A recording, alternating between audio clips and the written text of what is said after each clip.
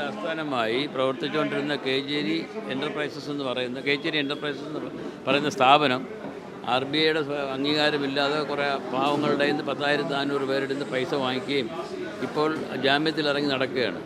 ശരിക്കും ഇത് buds act പ്രകാരം വന്ന കേസാണെങ്കിലും 6 മാസം 2.5 കൊല്ലമായി ഇതുവരെ ആ കേസിനൊരു അനക്കവും ഒന്നും വന്നിട്ടില്ല. CBI കേസ് പോലും അനുകൂലമായ ഒരു വിധി ഉണ്ടായിട്ട് കൂടി ഗവൺമെൻറ് ഇടപെട്ടത് റിവ്യൂ പെറ്റീഷൻ എടുത്തിരിക്കുകയാണ്.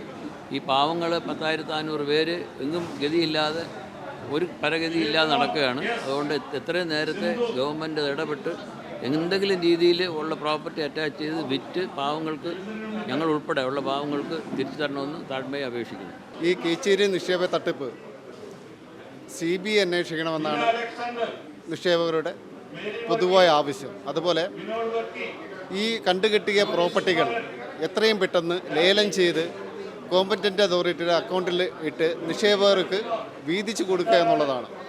നഷ്ടപ്പെട്ട പണം എല്ലാ നിക്ഷേപകർക്കും തിരിച്ചു കിട്ടണമെന്നുള്ള പ്രതീക്ഷയാണ് നിക്ഷേപകർക്കുള്ളത്. അതിനുവേണ്ടിയുള്ള പ്രവർത്തനങ്ങൾ സർക്കാരിൻ്റെ ബന്ധപ്പെട്ട അധികാരികളുടെ ഭാഗത്തു നിന്നുണ്ടാകണമെന്നാണ് നിക്ഷേപകരുടെ ആവശ്യം. നമ്മൾ ആ സർവേ നമ്പർ പ്രകാരം നമ്മൾ അതിൻ്റെ അറ്റാച്ച്മെന്റ് പ്രോസസ്സ് നടത്തുന്നതായിരിക്കും. അത് നേരത്തെ ഉത്തമൻ സാറ് പറഞ്ഞതുപോലെ തന്നെ നമ്മളെല്ലാവരും അത് ശ്രമിക്കണം.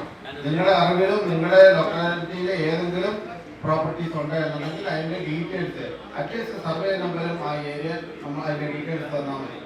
ഇത് ഞാൻ പേഴ്സണലായിട്ട് സെക്രട്ടറി പോയി അന്വേഷിച്ചാണ്. അവർ പറഞ്ഞെന്ന് പറഞ്ഞാൽ കാര്യമായ ഒരു അഡ്വാൻസ് കൊടുത്താണ് ഗവൺമെൻറ് കട എടുത്തിരിക്കുന്നത്.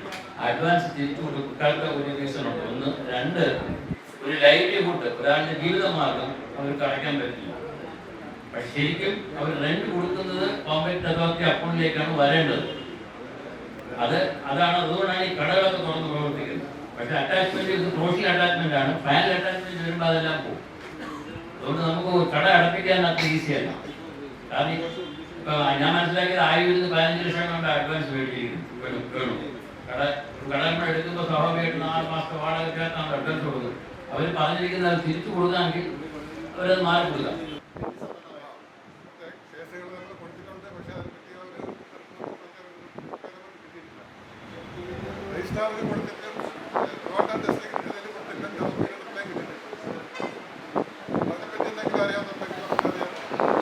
പെട്ടെന്ന് കിട്ടുന്നതല്ല.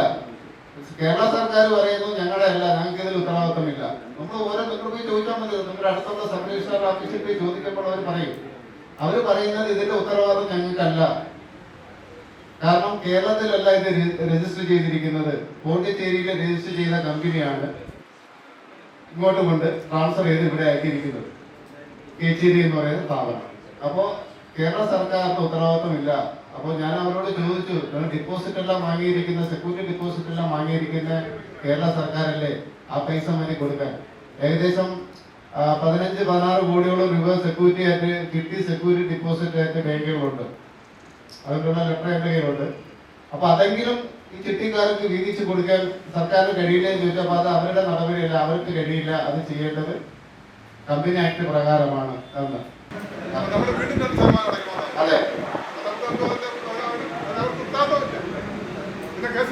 പൈസ എല്ലാം ഉള്ള പലിശ കൊടുത്ത് എല്ലാവരും അറ്റാച്ച് ചെയ്തു. എന്നിട്ട് എന്തെങ്കിലും കിട്ടിയോ? ഒന്നും കിട്ടിയില്ല. അപ്പൊ അതുപോലെ ചിട്ടിക്കും നിങ്ങൾ പൈസ 2% അടയ്ക്കുമെന്ന് പറഞ്ഞാൽ നമ്മൾ ഇതേപോലെ കൊണ്ടുപോയെടുത്ത്. അതുകൊണ്ടാണ് ചിട്ടിയിൽ പോലും നിങ്ങൾ ആരും അത് പറയാത്തത്. ഇത് കേട്ട് എല്ലാവരും പിന്നെ ചിട്ടിക്ക് വേണ്ടി 2% അടയ്ക്കുമ്പോൾ എന്താണ് സംഭവിക്കുന്നത്? അവിടെ ഇതാ സംഭവിക്കുന്നത്. കള്ള പൈസ കയ്യിരുന്നതും പോയി ഒന്നും കിട്ടാൻ പോകല്ല. അത് നമുക്ക് പതുക്കെ നിയമ നടപടികളായിട്ട് മുന്നോട്ട് പോകും. അതേ ഉള്ളൂ. ഇടാതിരിക്കാമെങ്കിൽ അത് വലിയ ഉപകാരമായിരിക്കും. അതിനുശേഷം 10 മണിക്ക് ശേഷം 10 മണി തൊട്ട് രാവിലെ 6-7 മണിക്ക് നിങ്ങൾ സ്റ്റാർട്ട് ചെയ്ത കുഴപ്പമില്ല. 10 മണിക്ക് ശേഷമാണല്ലോ ആൾക്കാർ, പല സ്വഭാവക്കാർ ആൾക്കാർ ഇതിനകത്തുണ്ട്, 10 പേര്. ഓക്കെ, നിങ്ങൾ എല്ലാവരും അഭിപ്രായം പറയുകയാണെങ്കിൽ 10 മണി തൊട്ട് അതിനുള്ളിൽ ഓക്കെ, രാത്രി 10 മണി മുതൽ രാവിലെ 6 മണി വരെ കൂട്ടായ്മ എന്ന് പറയുന്ന അഡ്മിനുള്ളിൽ ആയിരിക്കും.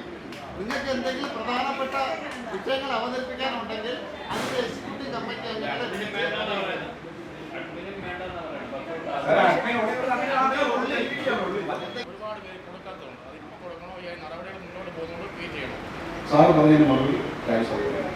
വേണ്ടി ക്ലെയിം പെറ്റീഷൻ കൊടുക്കേണ്ടത് ഇന്നല്ലെങ്കിൽ നാളെയെങ്കിലും കൊടുക്കണം എന്നുള്ളതാണ്. നമ്മളത് സിവിൽ നടപടിയാണ്. നമ്മുടെ എത്രയും പൈസ നഷ്ടപ്പെട്ടു നമുക്ക് കിട്ടണം.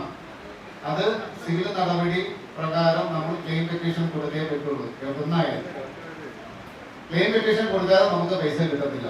നമ്മളിപ്പോൾ ഒരു വണ്ടി നമ്മുടെ ഒരു ആക്സിഡന്റ് ആയി, നമ്മൾ ഒരു ഇൻഷുറൻസിൽ കൊടുക്കുന്നു, നമ്മളത് ക്ലെയിം ചെയ്ത് കൊടുത്താലേ നമുക്ക് ഇത്ര പൈസ നഷ്ടപ്പെട്ട് വേണമെന്ന് കൊടുത്താലേ അവർ കമ്പനി ക്ലെയിം തരുള്ളൂ.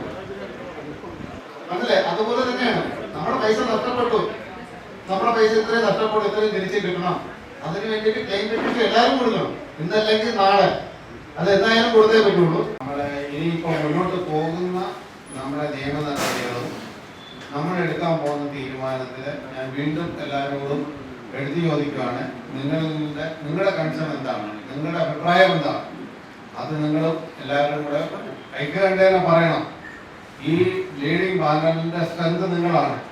നിങ്ങളുടെ ബലത്തിലാണ് ഈ ആൾക്കാർ, ഈ പ്രസിഡന്റ് ആയാലും സെക്രട്ടറി ആയാലും ജോയിന്റ് സെക്രട്ടറി ആയാലും രക്ഷാധികാരി ആയാലും ഞങ്ങൾ മുന്നോട്ട് നമ്മുടെ ജോലികളെല്ലാം മാറ്റിവെച്ച് പലരും സ്വന്തം പോക്കറ്റിൽ നിന്ന് തന്നെ കാശ് ചെലവാക്കിയിട്ടൊക്കെയാണ് ഓരോ കാര്യങ്ങൾ ചെയ്ത് മുന്നോട്ട് പോകുന്നത്.